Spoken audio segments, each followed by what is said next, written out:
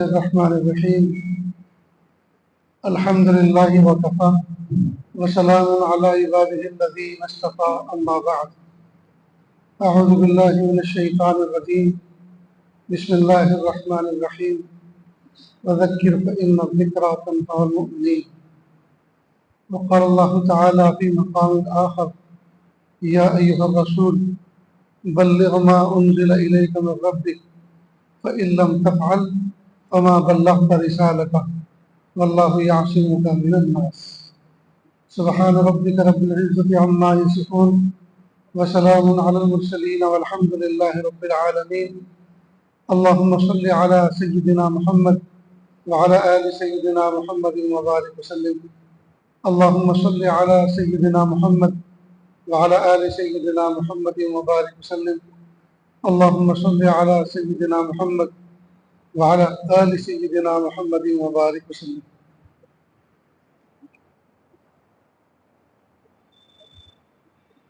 آپ سب کے سب میرے سر کے تاج ہیں، کیا بات کریں اور کیا نہ کریں، اس وقت جو ہے فکریں بالکل ساتھ نہیں دے رہی، لیکن چونکہ ایک نظام بنایا گیا تھا کہ اس وقت علماء کرام حفاظ اور ائمہ مساجد وہ سب جمع ہوں گے، ان کے درمیان میں کچھ بات کی جائے۔ آج کل کے حالات میں چونکہ عاجز ہمیشہ اکثر سفر ہی میں رہتا ہے، مدارس کے، مساجد کے، کمیٹیوں کے، جماعت کے، جمعیتوں کے، سبھی کے حالات سامنے رہتے ہیں، تو کچھ تجربات کی روشنی میں یہ عاجز کچھ باتیں آپ کے سامنے پیش کرتا ہے، سنیں اور دل کے کانوں سے سنیں۔ ایک تو یہ کہ جب جس کو ہم نے اپنا بڑا سمجھا اور بڑا سمجھ کے اس کو بلایا یا بٹھایا اور اس سے کچھ سننا چاہتے ہیں، تو اس وقت جب سب کے سب جمع ہو جائیں تو اناؤنسری کا اور مائک کا نظام ایسا نہیں ہونا چاہیے جیسے کوئی جلسہ چل رہا ہو کہ اب ہم پروگرام کو آگے بڑھاتے ہیں، اب گانے والا آئے گا، اب بجانے والا آئے گا، اب سنانے والا آئے گا اور سننے والا آئے گا، یہ نہیں، اس وقت خاموش بہتر ہے، اس لیے کہ ساری کی ساری توجہ اسی قبلے کی طرف، اسی طرف رخ ہونی چاہیے جس سے ہمیں کچھ سننا ہے۔ ایک بات تو یہ۔ دوسری بات یہ، کئی مرتبہ کچھ چیزیں وقت گزاری کے لیے ہوتی ہیں کہ بھئی ابھی آنے وقت ہے تو چلو ان سے اشعار سن لو، ان سے فلاں سن لو، تو اول تو اس کو وقت گزاری نہ سمجھا جائے، یہ تو بہت بڑی بے ادبی ہے، بلکہ وہ اللہ کی یاد میں اتنا وقت گزر جائے۔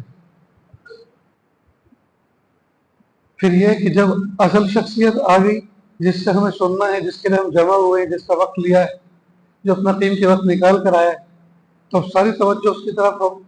تو مثال کے طور پر اعلان ہو چکے بھائی چند آیتیں کوئی پڑھے گا، تو نے دیکھ لیا کہ آ گئے ہیں، تو اب چاہے انا اعطیناک الکوثر پڑھ کے اختتام کریں تاکہ اصل وہ آئے۔ اسی طرح اشعار والوں کا جب ان سے کہا جائے کہ اشعار سے سنا، سوچا اس سے اچھا کیا موقع ہوگا، آج تو سب کو خوب سناؤں گا، آج تو سن کے ہی جاؤ، اور اس پار کا عالم ایسا ہے تو اس پار کا عالم کیا ہوگا، اسی مشرے کو 10 مرتبہ سنائیں، تو اس سے وقت کی تضیع ہوتی ہے۔ ایک مرتبہ میں حضرت والا ہردوئی رحمۃ اللہ علیہ سے ملاقات کے لیے گجرات سے 3-4 طالب علم جزیرہ فرانس کے ایک جزیرہ ہے ریونین، وہاں کے کچھ طلباء تھے جن کے پاس اسٹوڈنٹ ویزا نہ ہونے کی وجہ سے وہ واپس جا رہے تھے، تو انہوں نے سوچا کہ حضرت والا ہردوئی وحی سننا بمبئی میں زیر علاج ہیں، تو ہم ان سے ملاقات کر لیں، پتہ نہیں زندگی میں پھر ملاقات ہوگی یا نہیں ہوگی، تو وہ اس عاجز کو ساتھ لے کر گئے۔ تو میں نے پہلے سے ایک پرچہ لکھ لیا کہ حضرت میرا نام صلاح الدین سیفی ہے، میں دارالفلاح دارین ترکیسر کا خادم ہوں، وہاں کتب خانے کا ناظم اور طلباء کی خدمت انجام دیتا ہوں۔ آنے کا منشا اور مقصد آپ کی زیارت اور ملاقات ہے۔ میرے ساتھ میں 3 طالب علم ہیں جو جزیرہ ریونین کے ہیں، اور یہ اب یہاں سے تعلیم کا نظام ترک کر کے اپنے وطن جا رہے ہیں، پتہ نہیں زندگی میں دوبارہ آئیں گے کہ نہیں آئیں گے، اور آپ سے ملاقات ہو سکے گی یا نہیں، اس لیے ان طلباء کو آپ کے سامنے پیش کرنے کے لیے حاضر ہوا ہے۔ میری واپسی رات کی فلاں ٹرین سے ہے، اگر عصر کے بعد، جیسا کہ آپ کے بارے میں سنا ہے کہ آپ کبھی کبھی مجلس قائم فرماتے ہیں، اگر عصر کے بعد مجلس ہوگی تو ہم اس میں بھی شرکت کریں گے، اور نہیں ہوگی تو صرف اسی ملاقات پہ اکتفا کریں۔ یہ پرچہ میں نے پہلے سے لکھ لیا۔ اب میں پہنچا ان کے دروازے پر، ایک خادم آئے اور انہوں نے کہا کہ ابھی تو ملاقات نہیں ہو سکتی، مطلب ابھی ہم ملاقات کے لیے نہیں آئے، صرف نظام معلوم کرنے کے لیے آئے۔ کہا کل جمعہ ہے، آپ کل آئیے، کل 10 بجے۔ 10 بجے ہم پھر پہنچے تو 3 مرتبہ بہت ڈرتے ڈرتے احتیاطاً دروازے کو نوک کیا، سلام استئذان کیا، کوئی جواب نہیں، اور ہم کھڑے ہیں۔ اس دوران سورت کے علاقے کے 2-4 علماء اور آئے جو ہمارے دوست احباب میں سے تھے۔ کہا دروازہ نہیں کھلا، زور زور سے کھٹکھٹایا۔ میں نے کہا اللہ خیر کرے، ہم ایک دم کنارے ہو گئے۔ میں نے کہا جو بھی کچھ اس بے ادبی کی سزا ہوگی ان پر ہو۔ دروازہ پھر بھی نہیں کھلا اندر سے۔ ہم نے سوچا 10 بجے کا وقت ہمیں دیا تھا، 10:15 بج چکے، سلام استئذان ہم کر چکے 3 مرتبہ۔ ویسے بھی حکم یہ 3 مرتبہ سلام استئذان کرنے کے بعد دروازہ نہ کھولے، تو اس کا مطلب یہ کہ صاحب خانہ ملنا نہیں چاہتا، یہ مصروف ہے، چلے جاؤ۔ ہم نے اس پر عمل کر کے ہم چلے گئے شہر جہاں مسجد میں جمعہ پڑھنے کے لیے۔ اللہ کی شان، جمعہ پڑھ کے ہم آئے اور پھر واپس حاضری کے لیے پہنچے، دیکھا کہ وہ جوتے چپل جو سورت والوں کے ہم نے پہنے ہوئے دیکھے تھے وہ باہر ہیں، وہ اندر۔ میں کہ یا اللہ، وہ تو بے ادبی کر کے بھی جیت گئے اور ہم ادب کر کے بھی ہار گئے۔ لیکن بہت سی ہار جیت ہوا کرتی ہے، اگر کہیں ہارنے کا موقع ہو تو ہار جایا کریں، بہت سی ہار جیت ہوا کرتی۔ کتنے میں جا کے کھڑا تھا، سلام استئذان کیا، اندر سے حضرت کے خاص خادم وہ آئے۔ مولوی صلاح الدین کون ہے جو ترکیسر سے آئے؟ آئیے حضرت بلا رہے۔ اب وہ لوگ بیٹنگ میں بیٹھے ہوئے تھے جن کی جوتے چپل باہر تھے، ہم سیدھے حضرت کے پاس گئے۔ حضرت نے سلام کا جواب دیا، مصافحہ کیا اور کہا کل آپ فوراً کہاں چلے گئے؟ یعنی وہ رخا میں نے جو بھیجا تھا، حضرت نے اس کو پڑھا اور حضرت نے فوراً طلب کیا، لیکن چونکہ انہوں نے ہمیں اس طرح سے کہہ دیا تھا کہ یہ تو ملاقات کا کوئی امکان نہیں ہے، تو ہم چلے گئے۔ تو میں نے سوچا ہر بات کا جواب نہیں دیا جاتا، یہ کیوں کہوں کہ آپ کے جو خاص تھے انہوں نے کھدیڑ دیا تھا۔ خاموش رہا۔ کہا کیا نظام ہے؟ میں نے کہا حضرت رات کو میری اتنی بجے ٹرین ہے، اگر مجلس ہوگی اثر کے بعد تو اس میں شرکت کریں گے، ورنہ ہم سفر پہ چلے جائیں گے۔ اچھا، خادم کو کہا بھائی اعلان کر دو مجلس ہوگی، نیچے چٹائیاں بچھائی جائیں، پارکنگ میں چٹائیاں بچھائی جائیں، اور سب کو کہو قریب میں مسجد ہے، مسجد میں نماز پڑھ کر آؤ۔ ہم خوشی خوشی گئے، عصر کی نماز ادا کی، فوراً واپس لوٹے۔ نیچے چٹائیاں بچھی ہوئی تھی، سارے مہمان آس پاس کے لوگ بیٹھے ہوئے تھے۔ میں بالکل حضرت کے سامنے والی نشست پہ بیٹھ گیا کہ حضرت آمنے سامنے رہے۔ اوپر سے پھر خادم آیا، مولوی صلاح الدین کو حضرت کا فرمان ہے کہ وہ بیان کرے کہ یا اللہ، یہ تو حضرت نے شرف ملاقات دیا، یہی کافی تھا، اور یہ کیا کہ اوپر سے اتنے سارے لوگوں کو خطاب بھی کرنا۔ خیر میں نے بزرگوں کے ساتھ کیسے مصافحہ کرنا چاہیے، کیسے سلام کرنا چاہیے، کیسی طلب لے کے جانا چاہیے، اس عنوان پہ کچھ بات کہی۔ اس میں مجھے محسوس ہوا کہ لفٹ اتر رہی ہے، چینل کھل رہا ہے، مجھے احساس ہو کہ حضرت آ گئی، تو فوراً میں نے بات کا اختتام کر دیا۔ یہ نہیں ہے کہ آج تو موقع ملا ہے تو آج سب کو بھی سنا دو اور حضرت کو بھی سنا دو کہ میں کون ہوں، یہ تو بہت بڑی جرات و گستاخی کی بات۔ میں نے فوراً مضمون کا اختتام کیا اور سامنے بیٹھ گیا۔ حضرت آئے اور ماشاءاللہ خوب دریا بہا معرفت کا۔ پھر مغرب سے قبیل مجلس کا اختتام ہوا اور کہا اب کیا نظام ہے؟ میں نے کہا حضرت مجھے عشاء کے بعد میری ٹرین ہے۔ اچھا، سوچنے لگے اور خاص انداز سے چہرہ دیکھا، حضرت ایک چیتے کی طرح ایک خاص انداز ہوا کرتا تھا، حضرت کی وہ ایک خاص توجہ تھی۔ پھر سینے سے لگایا، معانقہ کیا اور رخصت کر دی۔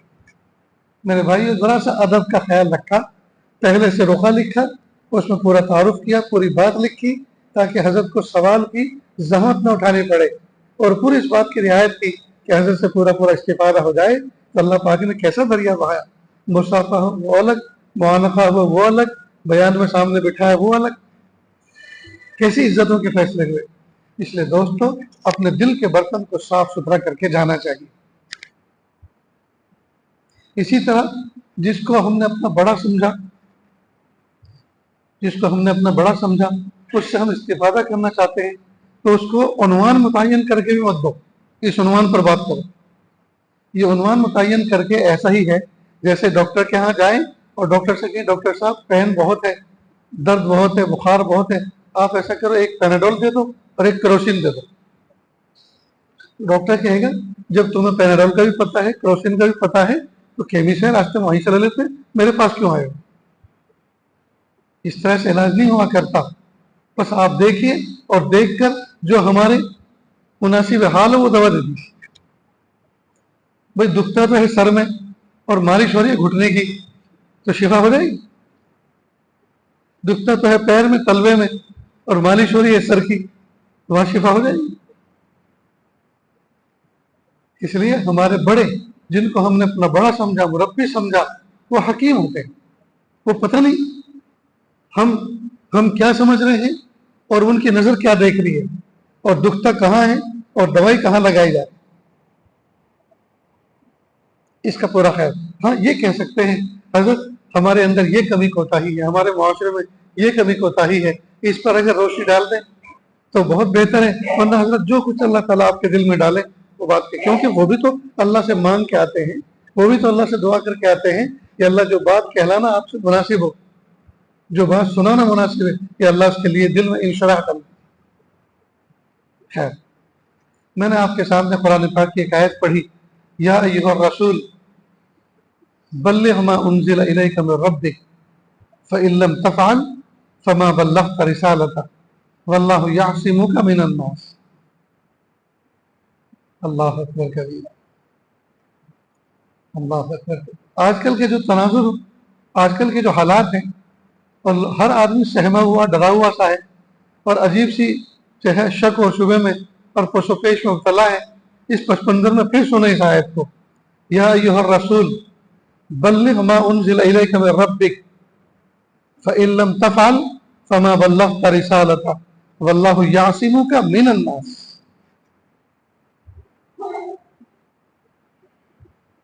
اے نبی آپ پہنچائیے اس کو جو تمہارے رب نے تم تک پہنچایا ہے، بلغ ما انزل الیک من ربک، اس کو پہنچائیے جو اللہ پاک نے آپ پر نازل کیا ہے، فإن لم تفعل، اور اگر آپ نے ابلاغ کا پہنچانے کا کام نہیں کیا، فما بلغت رسالتہ، تو آپ نے رسالت کا حق ادا نہیں کیا، واللہ یعصمک من الناس، اور لوگوں سے کیا ڈرتے ہو، نظام سے کیا ڈرتے ہو، واللہ یعصمک من الناس۔ ابلاغ یہ وہ نعمت ہے کہ اس کی برکت سے لوگوں کے شر سے اللہ آپ کی حفاظت کریں گے۔ معلوم ہے ابلاغ میں حفاظت ہے اور ترک ابلاغ میں مصیبت ہے۔ پتہ نہیں فجر کے بعد سونے کا معمول تو نہیں ہے، ایسا تو نہیں ہے کہ نگاہیں میری طرف پتھر کی طرح ہوں اور ذہن اندر سو رہا ہو۔ یہ میں نے دو بزرگوں کے سامنے ایک حالات رکھے تھے ملک کے، اب سے چند سال پہلے، جب کشمیر کا علاقہ تو ہمیشہ پر آشوب رہا ہے، وہاں سے مسلسل دعوتیں آ رہی تھی اور لوگ مسلسل نظام بنا کے بھی کینسل کر دیتے تھے حالات کی وجہ سے۔ تو میں نے دو بزرگوں کے سامنے، دو بڑوں کے سامنے یہ بات رکھی کہ ان حالات میں جب لوگ بلا رہے ہیں تو جانا چاہیے کہ نہیں جانا چاہیے؟ تو فرمائے گا کیوں نہیں جانا چاہیے، ضرور جانا چاہیے۔ حالات کے اگر اچھے ہونے کا انتظار کر رہے ہیں تو قیامت تک کبھی اچھے نہیں ہوں گے۔ اللہ پاک نے ہمیں کام کرنے کے لیے یہی حالات مقدر فرمائے، اور انہی حالات میں ٹوٹا پھوٹا کام کر کے ہمیں اللہ کے سامنے اتمام حجت کر کے پیش ہونا ہے۔ پیارے اللہ ٹوٹا پھوٹا کر کے آئے، قبول فرما لیجیے، اور آپ کے اس کام کی وجہ سے اللہ تعالیٰ آپ کی لوگوں کے شر سے حفاظت فرمائیں۔ معلوم ہے ابلاغ میں حفاظت ہے اور ترک ابلاغ میں مصیبت ہے۔ بس ایسا لگا جیسے یہ آیت ابھی نازل ہوئی ہے، میرے لیے نازل ہوئی۔ اس لیے ایک تو یہ کہ دین کا کام کرنے میں ذرہ برابر بھی آپ پس و پیش نہ کریں۔ جو آپ کے ذمے حقوق واجبہ ہیں، جس ذمہ داری کے لیے ادارے نے آپ کا تقرر کیا ہے، تنظیم نے آپ کا تقرر کیا، وہ تو کرنا ہی کرنا ہے، اس کے مقابلے میں تو کچھ معاوضہ بھی مل رہا ہے۔ اس کے علاوہ بھی ہم اپنی ذمہ داری کچھ سمجھیں، اس کے علاوہ بھی جمعرات کو اپنا ٹفن لے کے نکل جایا کریں ایسے علاقوں میں، گاؤں کھیڑوں میں، جہاں کوئی پوچھنے والا نہیں، جہاں کوئی اکرام کرنے والا نہیں، جہاں کوئی جاننے پہچاننے والا نہیں، اور خود ہی اعلان کریں بھائیو کچھ دین کی بات مجھے کہنی ہے آپ سے، 2 گھڑی ٹھہر کر جائیے۔ خود ہی اعلان کریں، نہ اشتہار کے چھپنے کا انتظار، نہ اعلان کا انتظار، خود ہی اعلان کریں جی، اور خود ہی کرسی اٹھا کے لائیں اور رکھیں اور بیان کریں، اور پھر دعا کرا کر مسجد کے صحن میں ایک کونے میں بیٹھ کر اپنا ٹفن کھول کے کھا لیں۔ سونے کا موقع ہے تو اعتکاف کی نیت سے وہیں سو جائیں اور صبح کو فجر پڑھ کے پھر چلے آئیں۔ دوستو یہ امت کا حال ہے، پہلے ہی دن یہ کار پیش نہیں کیا کرتی، پہلے دن یہ دعوتیں پیش نہیں کیا کرتی، یہ تو خوب ٹٹولتی ہے، دیکھتی ہے کتنے پانی میں، کتنے پانی میں۔ ہم نے بھی اور ہمارے بزرگوں نے بھی وہ دن بھی دیکھے ہیں، لوگوں میں بیان کیا اور کہا کہ بھئی مجھے اسٹیشن جانا ہے، کہ چلیے ہم لے کے چلتے ہیں، اور موٹر بائک پہ بٹھایا، اسٹیشن پہ پہنچ گئے، لائن میں لگا ٹکٹ لینے کے لیے، اور جب باری آئی اپنی جیب میں ہاتھ ڈالا، کسی کو یہ توفیق نہیں ہوئی کہ ٹکٹ ہم لے کے دے دیں، ٹکٹ ہم لے کے دے دیں۔ ایک علاقے میں اس حاجز کا جانا ہوا، لوگ بہت مطالبہ کر رہے تھے، وہاں پہنچے، بس کا ٹکٹ بنوایا سورت سے، اس علاقے میں پہنچے۔ میں نے کہا دیکھو امتحان کا زمانہ ہے اور میں کسی ادارے سے وابستہ ہوں اور مجھے کمپیوٹر پر ایگزام کے پیپر تیار کرنے ہوتے ہیں، لہذا آپ ایسا میرے نظام سوچ کے بتائیں کہ میں فجر وہاں پڑھ لوں یا کم از کم فجر کے بعد مدرسے کے وقت پہ پہنچ جاؤں۔ حضرت آپ بالکل فکر نہ کریں، ہم نے سوچ لیا ہے۔ گئے تھے بس سے اور بھیجا ٹرک سے، انہوں نے اچھا ہی انتظام کیا، یہ سوچ کر ٹرک چلانے والا بھی اس بستی کا ہے، مسلمان ہے، اور اس کا کلینر جو ہے وہ بھی مسلمان ہے، یہ پیچھے آرام سے لیٹ کے جائیں گے، اور انہوں نے تو بہت اچھا سوچا۔ اور ٹرک جو ہے فل لوڈ تھا اور راستے کی حالت خراب تھی، بارش کا موسم تھا، خیر وہ پہنچا تو مجھے اندازہ ہوا کہ فجر تک تو میں نہیں پہنچوں گا، البتہ ظہر تک پہنچ جاؤں گا۔ تو جب صبح ہو گئی تو کوئی علاقے سے گزر رہا تھا، وہاں میں نے فون کیا، میں کہا بیٹا آپ گھر پر ہیں؟ کہ جی میں گھر پر ہوں۔ کہ آپ موٹر سائیکل لے کر فلاں چوراہے پر آ جاؤ، میں پیٹرول بھرا دوں گا، ٹنکی فل کرا دوں گا آپ کی، آپ مجھے کسی طرح سے فلاح ادارے تک پہنچا دیں، اس لیے کہ میں اسی طرح سفر میں آ رہا ہوں اور جانا ضروری، کہ آپ فکر نہ کریں، فلاں جگہ اتر جائیے۔ خیر وہاں اترا اور اس نے موٹر بائک پہ بٹھایا، پہلے گھر لے کر گیا، پھر مستورات کو پیچھے بٹھا رکھا تھا، ان میں بیان کروایا، پھر دعا کروائی۔ میں نے کہا ظہر نہ صحیح تو یہ اشراق تو کرائی دے گا۔ اس کے بعد چائے پلائی، کہا چلو، پھر بھی میں 9 بجے پہنچا، مدرسے کے وقت سے 2 گھنٹے لیٹ، لیکن الحمدللہ پہنچ گیا اور ٹرک سے جلدی پہنچ گیا۔ پھر وہاں کے علاقے کے طلبہ کو پتہ چلا کہ ہمارے استاد کو ٹرک میں بھیجا گیا، تو طلبہ اپنے یہاں کے علاقے کے لوگوں کو چڑھ بیٹھے کہ تمہیں شرم آتی ہے کہ نہیں، حیا آتی ہے کہ نہیں، وہ کہاں کہاں سفر جاتے، کیسی کیسی عزتوں سے بلایا جاتا ہے، اور تم نے ان کو ٹرک میں بھیج دیا۔ تو ان کو اس بات کا احساس ہوا کہ نہیں بھائی ہم نے زیادتی کی ہے۔ تو پھر 6 لوگ گاڑی لے کر آتے، لے کر جاتے، اور پھر 12 لوگ واپس پہنچانے آتے۔ یہ تو میں ایسی تخمینہ بتا رہا ہوں، یعنی کچھ لوگ لینے آتے، لینے والے الگ، اور پھر کچھ پہنچانے آتے، پہنچانے والا الگ۔ میں نے کہا یہ 4 چکر لگانے لگے، آتے ہیں لے کے جاتے ہیں، پھر پہنچانے آتے ہیں، پہنچا کے جاتے ہیں، تو 4 چکر ہو گئے، میں تو امت پہ بوجھ بن رہا ہوں۔ پھر اللہ سے گڑ گڑا کے دعا کی، اللہ آپ مجھے ہی کوئی سواری ایسی دیجئے، میں ہی اپنی سواری سے جایا کروں۔ اللہ پاک نے سواری عطا فرمائی، اب میں خود ہی جاتا ہوں۔ بہرحال دوستو یہ امت پہلے دن کار پیش نہیں کیا کرتی، بلکہ دیکھتی ہے، اور بہت اچھی طرح سے دیکھتی ہے یہ کتنے پانی میں۔ اس لیے جب تک اپنا کچھ نہیں لگے گا، اپنا کچھ نہیں لگے گا، امت بہت جلدی متاثر نہیں ہوا کرتی۔ نیز دوستو اگر امت کی طرف سے آپ کو کوئی ہدیہ تحفہ مل رہا ہے تو جس کی طرف سے مل رہا ہے اس کو خدا نہ سمجھیں، اس کو خدا نہ سمجھیں۔ اس حدیث ملنے میں بھی ذرا ایک بات سوچ لیں۔ سب سے پہلے تو ایک نیت یہ کریں، جن اداروں میں آپ پڑھا رہے ہیں آپ یہ نیت کر لیں پیارے اللہ ابھی تو میں پڑھا رہا ہوں اور تنخواہ لیتا ہوں، یہی تقویٰ ہے، اسی پہ فتویٰ ہے، کوئی بات نہیں لے، اس لیے کہ اس کے علاوہ کوئی آپشن نہیں ہے اپنے پاس. بچوں کا کیا ہوگا, اسباب کی دنیا میں بیوی کا کیا ہوگا, گھر کا کیا ہوگا, لہذا تنخواہ لے.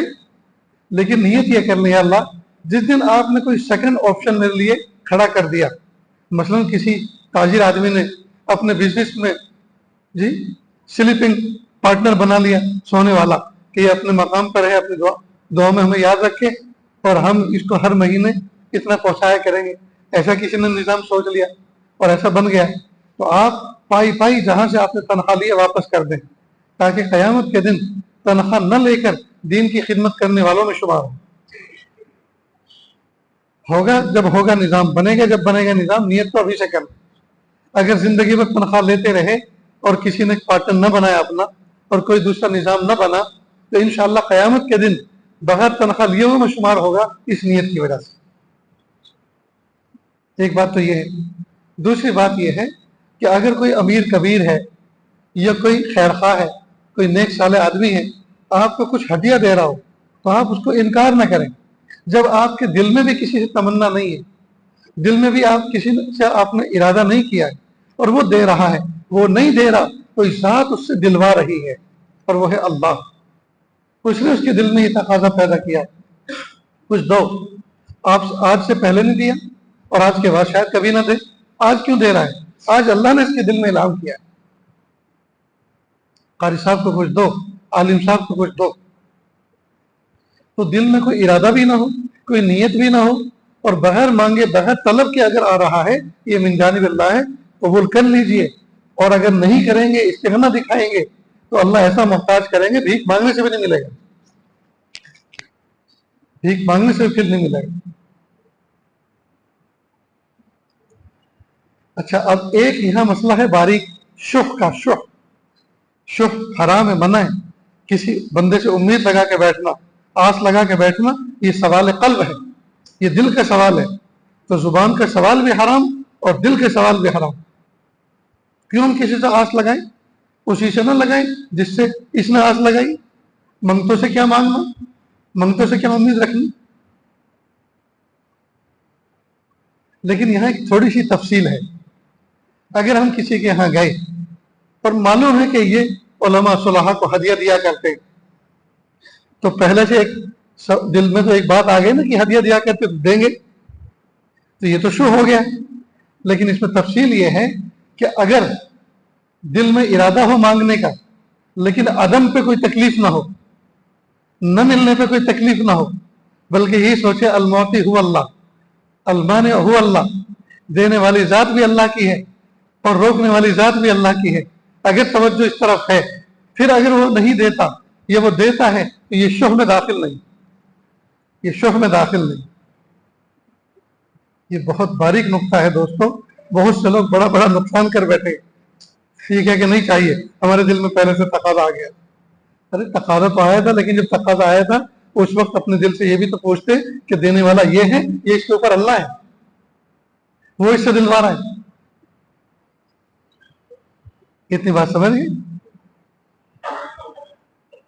جب مجھے یہ پتا چلا کہ اللہ کے محبوب صلی اللہ علیہ وسلم جب 40 سال کے ہو گئے, تو 40 سال سے پہلے کپڑوں کی تجارت کرتے تھے, بکریاں چراتے تھے, لیکن 40 سال کے ہونے کے بعد, نبوت ملنے کے بعد, ایک پیسہ کمانے کا بھی ثبوت نہیں. تو محبوب صلی اللہ علیہ وسلم کے بڑے بڑے اخراجات, مہمانوں کی ضیافت اور آمد اور یہ سب اور نوازشیں کیسے پورے ہوتے تھے خرچ؟ یہ صحابہ کرام کی طرف سے ملنے والے عطیات اور مبارک ہدیت.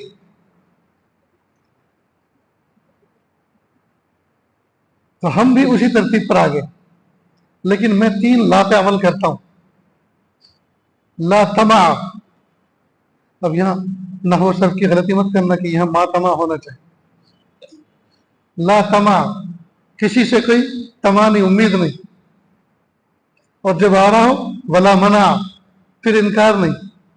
اور جب آ گیا ولا جمع, پھر جمع کرنا نہیں, پھر اس کو خرچ کرنا, آگے کرنا. الحمدللہ.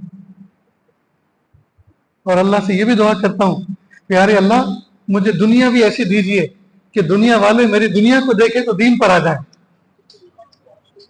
گاڑی ہو, گھوڑا ہو, جی ایک شان ہو, تاکہ دنیا والے ہمیں پٹیچر سمجھ کر یہ نہ سوچیں کہ یہ کیا ہمیں نصیحت کریں گے، یہ کیا ہمیں سنائیں گے، خود ان کا حال خراب ہے۔ اس لیے کہ ظاہری وضاحت اور ظاہری وجاہت بھی ایک مقام رکھتی ہے۔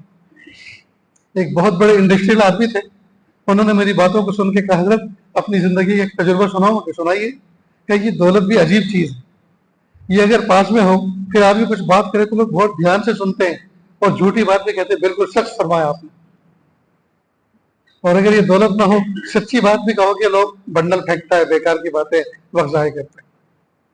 تو میں نے یہ بات اپنی اہلیہ کے سامنے پیش کی کہ مجھے کسی نے تجربے کی یہ بات سنائی ہے، کہا ایک بات تو میں بھی تمہیں بتا دیتی ہوں۔ کہا وہ کیا؟ کہا امیر کی عورت اگر پیتل بھی پہنے گی تو سونا لگے گا، اور غریب کی عورت اگر سونا بھی پہنے گی تو لوگ کہیں گے پیتل پہن کے بیٹھی۔ ظاہری وجاہت کا بھی ایک بہت حضرت والا ہردوئی رحمۃ اللہ علیہ فرماتے ہیں وضاحت سے پتہ چلنا چاہیے آپ کی حیثیت کیا ہے۔ کہ ایک شیخ الحدیث اور ایک مدرسے کے ناظم میرے پاس آئے، جو مدرسے کے ناظم تھے وہ تو ناظم مطبخ معلوم ہو رہے تھے، اور جو شیخ الحدیث تھے وہ مدرسے کے چپراسی معلوم ہوتے تھے۔ جب بہت زیادہ میں نے کھود پرید کی تب پتہ چلا کہ جو چپراسی معلوم ہو رہے ہیں وہ شیخ الحدیث ہیں، اور جو مطبخ کے ناظم معلوم ہو رہے ہیں یہ تو محتم ہیں۔ تو پھر میں نے ان کو ڈانٹا اور فہمائش کی کہ اللہ پاک نے جو حیثیت آپ کو دی ہے وہ حیثیت کا پتہ بھی تو چلنا چاہیے تاکہ کوئی آپ کی گستاخی کا مرتکب نہ ہو۔ جو حیثیت اللہ نے آپ کو دی ہے کم از کم اتنا ادب تو کرے۔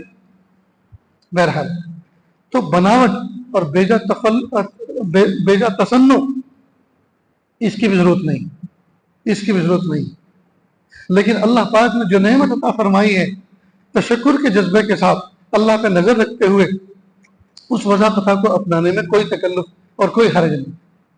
اتنی بات سمجھ گئے دوست؟ جن اداروں کے اندر آپ کام کرتے ہیں تملق سے کام نہ لیں، مداہنت سے کام نہ لیں، چاپلوسی سے کام نہ لیں، مکھن لگانے سے کام نہ لیں۔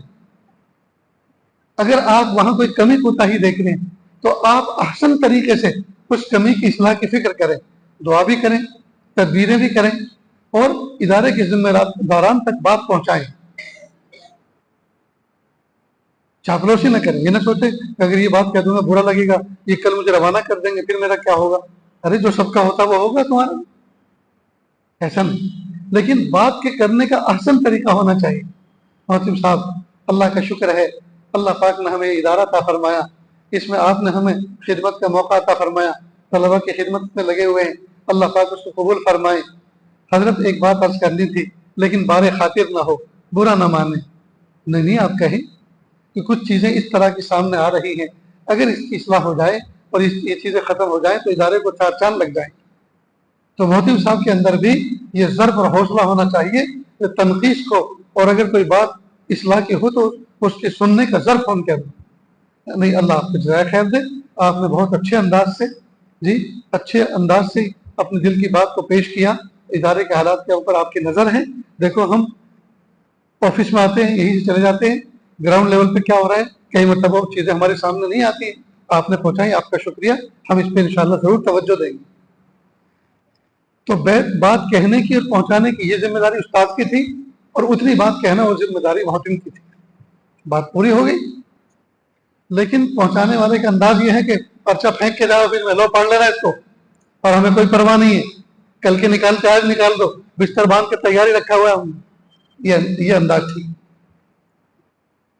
تھے ماضی میں کچھ لوگ اس طرح کہ وہ چلا لیا کرتے تھے، ٹھیک، وہ ان کی شان تھی، لیکن ہمیں یہ زیب نہیں دیتا یہ انداز۔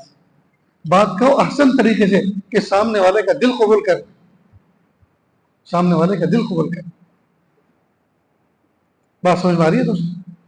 اسی طرح آپ کسی ادارے میں کسی تنظیم کے ساتھ وابستہ ہیں اور آپ دیکھ رہے ہیں کہ بگاڑ بہت آتا جا رہا ہے، بار بار ڈیٹیکٹ کرانے کے، بار بار ان کو توجہ دلانے کے توجہ نہیں دے رہے، تو اب آپ زیادہ دیر انتظار نہ کریں، زیادہ دیر آپ انتظار نہ کریں، بلکہ آپ وہاں سے اپنے آپ کو مائنس کر لیں، الگ کر لیں، اور جب استعفیٰ لکھیں تو استعفیٰ بھی ایسا با ادب ہو، کیونکہ وہ ریکارڈ میں محفوظ ہوتا ہے، لوگ آنے والے اس کو دیکھتے ہیں، تو آپ اس میں لکھیں السلام علیکم ورحمۃ اللہ وبرکاتہ، یہ آج اتنے سال پہلے، اتنے مہینے پہلے اس ادارے سے وابستہ ہوا تھا دینی خدمت کے لیے، اور اتنے سال میں رہا، ٹوٹی پھوٹی جو بھی خدمت ہوئی اللہ قبول فرمائے. اب دل نہ لگنے کی وجہ سے یا اپنی ذاتی کچھ مجبوریوں کی وجہ سے میں ادارے سے اپنا جسمانی انسلاخ ختم کرتا ہوں. روحانی تعلق انشاءاللہ قادم حیات باقی رہے گا. جی اگر میری ذات سے اس قیام کے دوران کسی کو تکلیف پہنچی ہو تو میں بصد احترام معافی چاہتا ہوں. والسلام، اپنا نام لکھ دیں. اب یہ الفاظ ایسے ہیں اس پہ کسی کو کوئی اعتراض نہیں ہوگا. اپنی ذاتی مجبوریوں کی وجہ سے، دل نہ لگنے کی وجہ سے میں کہہ رہا ہوں، دل کا تعلق دل کے اوپر تو کسی کی نہیں چلتی. اور اگر یہ لکھیں گے ادارے کے اندر کچھ ایسی اتھل پتھل ہو رہی ہے، ادارے کے اندر کچھ ایسے منکرات اور مکروہات محرمات میں دیکھ رہا ہوں، وہ اب مجھ سے برداشت نہیں ہو رہا، لہذا میں ادارہ چھوڑ کے جا رہا ہوں. اب آپ نے یہ لکھ دیا اور آپ چلے گئے، اور آپ کو تو جانا ہی تھا، تو پتہ ہے اس کا نقصان کیا ہوگا. سارے کے سارے ادارے کے عمائدین وہ بیٹھیں گے اور سوچیں گے یہ آدمی ایسا ایسا لکھ کر گیا ہے، اب ہمارے ادارے کو بدنام کرتا پھرے گا. لہٰذا اس کے اندر کیا ویک پوائنٹ تھے وہ بھی ذرا تلاش کرو، تاکہ آنے والے ہم سے پوچھیں، اس کے بارے میں تصدیق کریں، ہم بتائیں گے کہ اس نے آپ کو کیا کہا، تو وہی خود ایسا. تو اس سے تو ایک برائی کا سلسلہ چلے گا. ایسا نہ کریں. پھر کسی بستی کے اندر کسی مسجد میں آپ امامت کرتے ہیں اور آپ کو محسوس ہوا کہ کچھ لوگوں نے میرے پیچھے نماز پڑھنا چھوڑ دیا ہے، تو آپ ان سے ادب احترام سے ملیں اور پوچھیں، دیکھو اگر کوئی کمی کوتاہی میرے اندر، میرے کسی عمل کے اندر آپ کو نظر آ رہی ہے تو مجھے براہ کرم بتائیے تاکہ میں اس کی اصلاح کروں، اور اگر تصفیہ کرنا ہو تو اس کا تصفیہ کروں تاکہ دل صاف ہو جائے. ان سے ملیں. اگر وہ کوئی بات ایسی بتائیں جو قابل اصلاح ہے تو آپ اس کو قبول کریں، اور اگر ایسی نہیں ہے، صرف الزام ہے اور وہ بدگمان ہو گئے، تو آپ ان کی بدگمانی کو صاف کرنے کی کوشش کریں. پھر بھی اگر وہ نہیں ہو رہے بلکہ اور اپنے ساتھی بنا کر، ہم نوا بنا کر اور لوگوں کا اضافہ کر رہے ہیں، نماز پیچھے نہ پڑھنے والوں میں اضافہ ہو رہا ہے، اب بہتر یہ ہے کہ آپ سلام کر کے چلے جائیں. ملک خدا تنگ نیست، پائے مارا لنگ نیست. لیکن آپ کے وجود کی وجہ سے بستی دو پھاڑ ہو رہی ہے. دیکھو آپ کے لیے جگہ بہت ہیں اور ان کے لیے ائمہ بہت ہیں، لیکن اگر آپ کے وجود کی وجہ سے ان کے اندر خلفشار انتشار بڑھتا جا رہے ہیں اور بستی میں دو ٹکڑے ہو رہے ہیں، تو آپ کا وجود بستی میں دو ٹکڑوں کا باعث نہیں بننا چاہیے. آپ اپنے آپ کو وہاں سے مائنس کر لیں، آپ کہیں اور لے جائیں اپنے آپ. اس کا خیال رکھنا چاہیے. نہیں، جو بچے آپ کے پاس پڑھتے ہیں ان کی محبت اور شفقت کی نظر ان پہ رکھیں. ہر طالب علم کو یہ لگنا چاہیے میرے استاد مجھ سے اتنا پیار محبت کرتے ہیں، کسی اور سے نہیں کرتے. ان سے اپنا ایک ذاتی معاملہ ایسا ہو، ایسی ان پر توجہ ہو، بچے محسوس کریں کہ جو ہے بہترین باپ کا سایہ میرے سر کے اوپر. استاد بھی بلکہ اپنا مشفق باپ سمجھے آپ. تو استاد اور شاگرد کے درمیان جو رشتہ ہے وہ حاکم اور محکوم کا نہیں بلکہ مشفق باپ اور بیٹے کا ہے. مشفق باپ اور بیٹے نہیں. طلبہ کی آپ تربیت کریں اور خاص طور سے جمعرات کا جو دن آتا ہے نا، جمعرات کی خوشی بچوں کو بدھ کی شام سے شروع ہو جاتی ہے. جمعہ کی اتنی خوشی نہیں ہوتی، جمعرات کی خوشی ہوتی ہے، اس لیے کہ جمعرات اور جمعرات میں بھی رات وہ ہے جس میں آئندہ کل نہ پڑھنے کا پکا یقین ہے. تو آئندہ کل نہ پڑھنے کا یقین ہونے کی وجہ سے دل خوش ہے، اور جمعہ کا دن ہوتے کے ساتھ ہی تو احساس ہونے لگتا ہے شام کو تو پڑھنے جانا، تو وہ خوشی مان پڑ جاتی ہے. تو جب بچوں کا موڈ ایسا ہوتا ہے تو جمعرات کے دن بہتر ہے اپنے اوقات میں سے 2-5 منٹ نکال کر کوئی بہترین کوئی حکایت سنائیں، کوئی واقعہ سنائیں، نصیحت کریں تاکہ بچے اس نصیحت کو پکڑیں. میرے بچپن کے استاد مرحوم حضرت مولانا اسماعیل صاحب، انہوں نے تیسر مبتدی آمدن سی لفظی رہبر فارسیہ میں پڑھائی تھی. ان کا معمول یہ تھا، جمعرات کے دن گزشتہ پورے ہفتے کے اندر پچھلے جمعرات سے، پچھلے جمعہ سے لے کر جمعرات تک جتنا سبق ہوئے ہیں ان سب کا دور ہوا کرتا تھا. سبق کے زمانے میں جو کچھ کچاوٹ رہ گئی یا ہفتے کے اندر کوئی عذر تھا، بیمار تھے، وہ سبق چھوٹ گیا، تو دور کی فکر سے وہ بھی یاد ہو جاتا تھا اور کہتے تھے یاد کر کے آئے کہ جی حضرت فلاں پہلے نمبر سناؤ، پھر سامنے والے سے کہ سناؤ، پھر بائیں طرف سے کہ سناؤ، پھر کسی بھی طرف سے کیف متفق سناؤ، آپ سناؤ، پھر کہتے چلو آپس میں مل کے سنا دو. اس لیے کہ سب کا سبق سننے میں گھنٹی پوری ہو جاتی تھی. آج تو دور ہے اس سے بھی زیادہ ہے، یہ کیسے پورا ہو سکے گا؟ آپس میں سنا دو. اس کے بعد کچھ نصیحت فرماتے، اور پھر چونکہ ہفتے کے دن پھر آنا ہے سبق سنانا ہے تو اب آخر کے 5 منٹ میں سبق پڑھا دیتے. یہ ان کا اتنا بہترین طریقہ تھا. آج بھی تحسین القدری کے قواعد فارسی کی یاد ہیں جبکہ پڑھے ہوئے 35 سال ہو چکے, 35-40 سال ہو چکے. تو طلبا کو حکمتوں سے لے کے چلیں, محبتوں سے لے کے چلیں.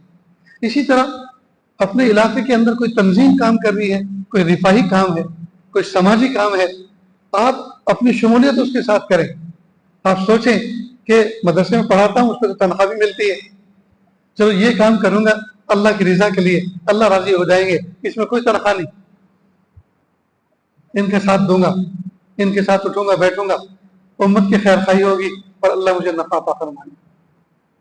یہ ایک بہت اچھی سوچ ہے, بہت اچھی سوچ ہے. اس کا بھی خیال رکھیں. نیز اپنے اس دیواجی زندگی کو بہت خوشگوار بنائیں. ایسا نہیں ہو کہ طلبا کا غصہ بیوی پہ اتار رہے ہیں اور بیوی کی ناراضگی طلبا پہ اتار رہے ہیں. طلبا, پتہ ہے طلبا کون ہوتے ہیں؟ وہ کتاب سمجھیں یا نہ سمجھیں لیکن استاد کو خوب سمجھتے ہیں. آج خالہ جان نے ان کو ناشتہ دیا کہ نہیں دیا, ان کو انڈا بنا کے دیا کہ نہیں دیا, آج ان کا موڈ آف کر کے بھیجا ہے, یہ استاد کو خوب اچھی طرح سمجھتے ہیں. اس لیے طلبا کے سامنے بہت احتیاط کے ساتھ رہنے کی ضرورت ہے. تو اپنی ازدواجی زندگی کو بھی خوشگوار بنائیں. جب گھر میں پہنچ گئے فون کو سائڈ پر رکھو, بیوی کو محبت کی نظر سے دیکھو, پوچھے کہ کیا دیکھ رہے ہو؟ کچھ نہیں. آپ کو نہ دیکھو تو کس کو دیکھو؟ اور اگر بیوی غصے میں ہے تو آپ ہرگز غصہ نہ کریں, بس اس کو دیکھتے رہیں, دیکھتے رہیں. کیا دیکھتے ہو؟ کیا پیاری, جب تم غصے میں اتنی خوبصورت لگتی ہو تو اگر مسکرا دو تو کتنی اچھی لگو گی. تو مسکرا دے گی اور فوراً ادھر کو کر لے گی, بس جدھر منہ کر لیا آپ بھی قبلہ ادھر ہی کر لیں, جا کر آپ بھی کھڑے ہو جائیں گے سامنے اور قابو پا لیں. تو میری پیاری, پوری جوانی تمہاری میرے ساتھ گزر رہی ہے, بچوں کی تربیت کر رہی ہو, میرا خیال رکھتی ہو, میرے کپڑے دھوتی ہو, ان پہ پرہیز کرتی ہو, میرے لیے کھانا پکاتی ہو, میرے لیے بستر سجاتی ہو, اتنی ساری تمہاری حیثیتیں ہیں. واقعی میں ظالم ہوں, میں تمہیں خوشی نہ دے سکا, اللہ کے لیے مجھے معاف کر. میں تمہیں خوشی نہ دے سکا, اللہ کے لیے مجھے معاف کر. پھر دیکھیے اپنے دل میں وہ کیسا محسوس کرے گی, میرے شوہر کتنے عظیم المرتبہ تھے کہ ایسی بات کہیں. اور کئی مرتبہ ایسا بھی کیا کرو, گھر سے نکلتے ہوئے 2-4 قدم باہر جا کے پھر واپس جاؤ. کہے گی کچھ بھول گئے؟ کچھ نہیں بھولا, بس تمہیں دیکھنے کو دل کر رہا, جانے کو دل ہی نہیں کر رہا. آج تو جی چاہتا ہے بس تمہیں دیکھ کر نہارتے رہوں, تو میں بیٹھا رہوں. کہ جاؤ جاؤ اپنا کام کرو. کیا مجھے جانا تو ہے ہی, آپ بھیج رہی ہو تو جا رہا ہوں, ورنہ میرا تو جانے کو دل نہیں کر رہا. اب آپ نے ایک ادا دکھائی, ذرا سا ایک کام کیا, جب تک آپ دوپہر کو واپس پڑھا کر آؤ گے وہاں تک دل کے اندر خوشی کے لڈو پھوٹتے رہیں گے ان کے دل میں, کیونکہ آپ نے حرکت ایسی کی, آپ نے عمل ایسا کیا ہے. پھر میرے پیارے دوست احباب, آپ جو ہے اپنے آپ کو صاف ستھرا رکھیں, الول جھلول نہ رکھیں. کس لیے کہ آپ طلبا کے لیے معیار ہیں. طلبا استاد کو بغور دیکھتے ہیں. میرا ایک مطلب یہ ٹوکن کے ایک علاقے میں, شیوردھن کے علاقے میں جانا ہوا, جہاں شوافے بہت آباد ہیں اور ان کا ایک دارالعلوم بھی ہے. وہاں دوست احباب پڑھاتے ہیں ہمارے, وہاں جانا ہوا. میں نے دیکھا کہ طلبا اکثر, جیسے آپ کی ٹوپی ہے, اس کو کیا رشادی ٹوپی کہتے ہیں, یہ یہاں رشادی ٹوپی کہتے ہیں یا قاسمی, دوپلی ٹوپی اکثر طلبا پہنے ہوئے. تو میں نے پوچھا کہ کیا یہاں ڈریس کوڈ میں شامل ہے دوپلی ٹوپی؟ کہ نہیں حضرت, ڈریس کوڈ میں شامل نہیں ہے. تو پھر اکثر طلبا یہ پہنے ہوئے ہیں. تو کہا اصل میں یہاں ایک استاد ہے بہت نیک سالے ہیں, وہ یہ پہنتے ہیں, تو اکثر طلبا ان کی نقل کرتے ہیں لباس میں. تو اساتذہ کی شخصیت طلبا کے لیے ایک معیار ہوتی ہے. آپ سلیقے سے رہیں, داڑھی میں کنگا کریں, ٹوپی سلیقے سے رکھیں, لیکن دو پلی ٹوپی میں کئی مرتبہ قبلہ بدلتا ہے. اس کے ذرا خیال رکھا کریں. تھوڑی تھوڑی دیر کے بعد دیکھ لیا کریں کہ اس کی چوچ کدھر کو ہے, ورنہ آپ بیان فرمائیں گے اور بیان فرماتے فرماتے شمالن اور جنوبن ہو جائیں گے آپ, اور پھر سامنے والے اچھی خاصی اس کی مذاق بناتے ہیں. سامنے والے مذاق بناتے ہیں. خیر اپنے آپ کی مذاق نہیں بنوانی چاہیے. بہرحال باہوش ہونا چاہیے, الول جلول نہیں. ایک پائچہ اونچا ہے, ایک نیچا ہے, اور ٹوپی بالکل بدلی ہوئی ہے جی, اور داڑھی بھی بکھری ہوئی ہے, اور بنے اللہ کے ولی. اللہ کے محبوب صلی اللہ علیہ وسلم الطہارۃ نصف الایمان جی, النظافۃ شطر الایمان او کما قال علیہ الصلوۃ والسلام, یہ کس لیے پڑھائے ہیں اور کس لیے پڑھا ہے؟ میں جو عصا رکھتا ہوں ہاتھ میں, یہ اپنی کمزوری کی وجہ سے نہیں, حالانکہ اب کمزوری بھی لاحق ہو گئی ہے, لیکن اصل اتباع سنت. ایک طالب علم نے, ایک شخص نے, نوجوان بچے نے کہا حضرت میں آپ پہ ایک عصا بنانا چاہتا ہوں, لیکن مجھے نمونے کے لیے لے جانا پڑے گا. لے جاؤ. اور وہ عصا بنا کے لایا, ایسا جیسے چارپائی کا کھاٹ کا پایا, چارپائی کا پایا ہوتا ہے نا, اس میں ڈیزائن بھی ہوتے ہیں, اتنا موٹا. میں نے کہا سن بھائی, میں کوئی باوا گیری کرتا نہیں پھرتا, میں کوئی مزار پرست آدمی نہیں ہوں, اور باوا گیر نہیں ہوں کہ گلے میں مالا ڈال کے اور چلا.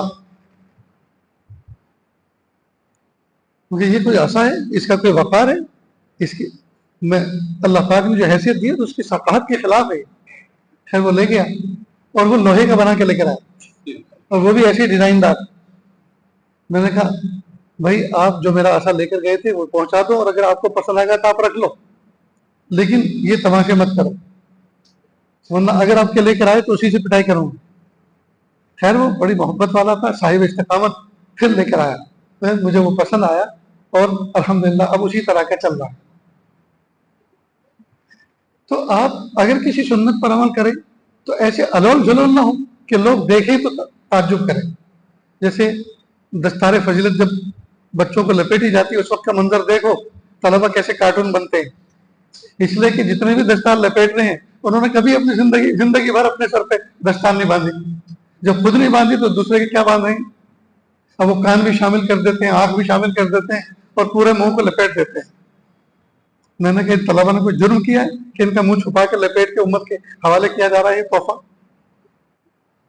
تو بہتر تو یہ ہے کہ بنی بنائی خرید لی جائے, یا کسی سلیقے بند شخص سے اچھی طرح سخت ٹوپی کے اوپر پہلے سے اس کو باندھ کے رکھا جائے, اور جیسے طلبہ آئیں ان اکابر کے ہاتھ میں دے جائے کہ ان کے سر پہ رکھ دو, ہو گئے دستار بندی. تو اسی وقت 52 گز کی دستار باندھنا کوئی فضیلت رکھتی ہے؟ یہ بھی ایک طریقہ ہے. یا یہ جو کندھے کا رومال ہوتا ہے, اس کو تکونا کر کے ایک پیچ ادھر سے ایک ادھر سے ہو گئی پتلی. بہرحال ہر چیز سلیقے سے ہو, آپ کے جوتے چپل سلیقے کے ہوں. میں زمانے طالب علم میں جمعہ کے دن جہاں اپنے کپڑے دھوتا تھا, اپنے جوتے چپل بھی دھوتا تھا, اس لیے کہ ان کا بھی تو حق ہے. کئی مرتبہ آدمی اوپر کو مرنجا مرنج رہتا ہے, اور نیچے دیکھو چپل کی طرف, تو اندازہ ہوتا ہے کہ پتہ نہیں کون سے زمانے کے جوتے پہنے ہوئے. اس کا خیال رکھنا چاہیے. اپنی وضاحت کا, اپنی ثقافت کا پورا پورا خیال رکھیں. کوئی ایسی حرکت راہ چلتے ہوئے نہ کریں, کوئی ایسی بات گفتگو کا ایسا انداز نہ ہو کہ لوگ آپ کو چھچورا سمجھیں, لوگ آپ کو غیر ذمہ دار سمجھیں. ایسی کوئی حرکت نہیں ہونی چاہیے. اسی طرح موبائل کا استعمال بہت احتیاط کے ساتھ کریں. کئی مرتبہ اسٹیج پہ بیٹھے ہوئے ہیں اور لگے ہوئے ہیں, اور مسکرا بھی رہے ہیں, اور تعجب بھی کر رہے ہیں, پھر مسکرا رہے ہوئے, تو سامنے بیٹھنے والے کہتے دیکھ فلاں صاحب جو بیٹھے, دیکھ کیسے لگے ہوئے موبائل میں. جیسے یہ لگے ایسے ہم لگے رہتے ہیں. ہم میں ان میں کیا فرق, ہم میں ان میں کیا فرق نہیں. اس کا احتیاط بہت ثقافت کے ساتھ اپنے آپ کو رکھیں. جیسے دوسرے لوگ زندگی گزار رہے ہیں آپ بھی ایسے گزاریں گے, تو آپ میں ان میں کیا فرق رہے. یہ چند باتیں غیر مرتب انداز میں آپ کے سامنے پیش کی گئی ہیں. یہ انہوں نے اپنی زندگی کے کچھ تجربات آپ کے سامنے رکھے ہیں. اللہ تعالیٰ سے دعا ہے اللہ تعالیٰ کہنے سننے سے زیادہ عمل کی توفیق عطا فرمائیں. اب چونکہ آپ کی درسگاہوں کا وقت شروع ہونے والا ہے, طلبا کی کا جو ہے بہت قیمتی وقت ہے, آپ ان پہ توجہ دیں. اور جو بات کہی گئی ہے, جو سنی گئی ہے, اگر آپ کے دل شکنی ہوئی ہو تو اللہ کے لیے مجھے معاف فرمائیں. اور اگر ایسی بات ہو کہ جو دل کو لگی ہوں تو اس پر عمل کریں. میں اللہ سے دعا کرتا ہوں اللہ تعالیٰ آپ کو عزت عطا فرمائے, اللہ رب العزت آپ کو وقار عطا فرمائے, آپ کے علم میں برکت عطا فرمائے, عمل میں برکت عطا فرمائے, تقوی میں برکت عطا فرمائے. اللہ اپنی ولایت عطا فرمائے, اور اللہ تعالیٰ ایمان کامل عطا فرمائے. وآخر دعوانا ان الحمد للہ رب العالمین. بسم اللہ الرحمن الرحیم.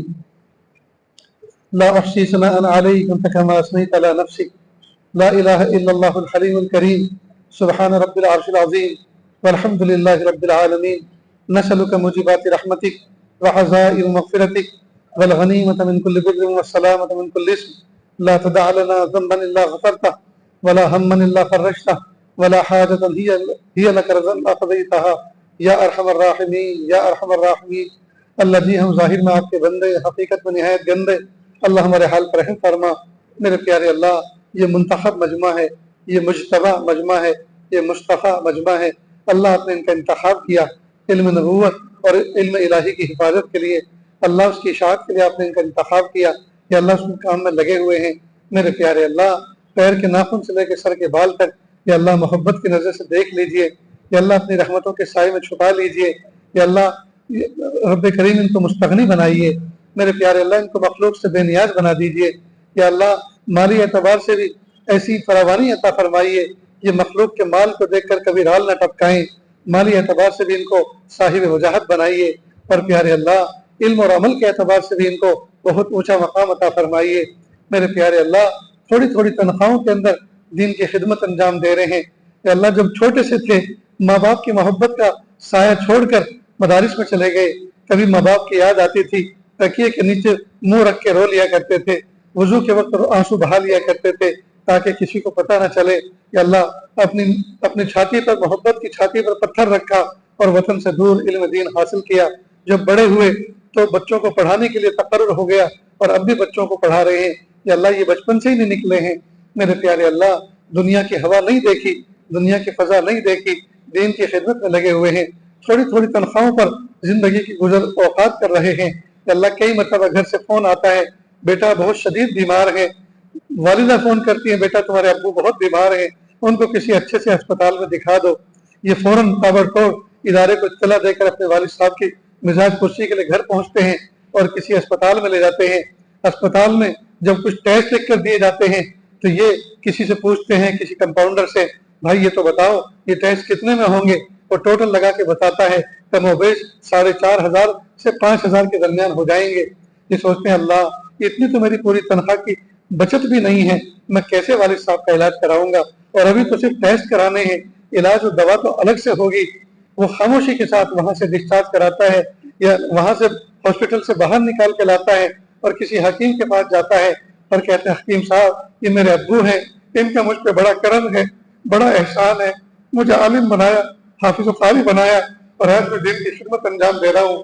حکیم صاحب میرے ابو کی نبض دیکھو اور کوئی دوائی تجویز کرو۔ وہ 100-200 روپے میں کوئی پڑیا نسخہ دیتا ہے، ابو کو گھر لے کر آتا ہے، سر دباتا ہے، پیر دباتا ہے، والد پوچھتے ہیں بیٹا ڈاکٹر نے کیا کہا؟ ابو جی ڈاکٹر کی دوائی تو انگریزی کی ہوتی ہے، اس میں تو نفع ہو یا نہ ہو لیکن نقصان ضرور ہوتا ہے، میں نے وہاں سے علاج کروانا مناسب نہیں سمجھا۔ ایک حکیم تھے نباز، میں نے ان کو آپ کی نظر دکھائی اور اللہ کی ذات سے امید ہے ان کی دعا بھی ہوگی اور دوا بھی انہوں نے دی ہے، اللہ آپ کو شفا دے دیں گے۔ پیارے اللہ یہ حکیم کے پاس دوائی لینے نہیں گئے تھے، اپنی غربت کا پردہ ڈالنے کے لیے گئے تھے، اپنے غربت کو چھپانے کے لیے گئے تھے۔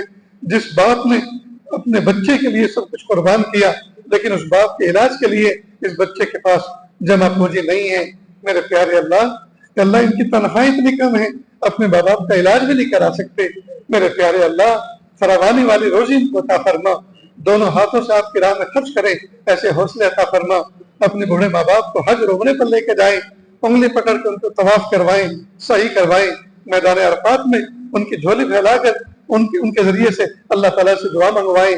میرے پیارے اللہ ایسی شان اور توفیق دے دیجئے، ایسی شان اور توفیق دے دیجئے۔